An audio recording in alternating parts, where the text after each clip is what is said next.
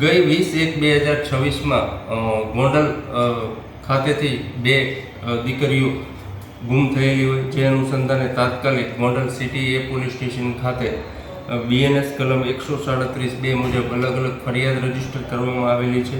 અને આ કામે અમારા IGP શ્રી અશોકકુમાર યાદવ સાહેબ તેમજ SP શ્રી વિજયસિંહ ગુર્જર સાહેબની સૂચના અન્વયે તાત્કાલિક ગોંડલ સિટી એ પોલીસ સ્ટેશનની જુદી જુદી ટીમો બનાવવામાં આવેલી હતી. અને આમાં હકીકત ખાનગી રહે હકીકત મંડળેલી કે ધોરાજીના ભૂખી ગામે હોવાની શક્યતા હોય, જેથી તાત્કાલિક અમારી ટીમથી તેઓ બંને દીકરીઓને ગોંડલ સિટી એ પોલીસ સ્ટેશન ખાતે લાવી પૂછપરછ કરતા તેને જણાવેલું કે પરેશ કાનજીભાઈ પરમાર ઉંમર 20 રે ગોંડલ નાગરકા રોડ, બીજો છે હાર્દિક જયંતિભાઈ શેખવા ઉંમર 20 રે નાગરકા રોડ ઉપર બંને આરોપીઓને BNS કલમ 137(2) મુજબ અટક કરવામાં આવેલા છે. અને આ કામની તપાસ ગોંડલ સિટી PI ગોહિલ ચલાવી રહ્યા છે.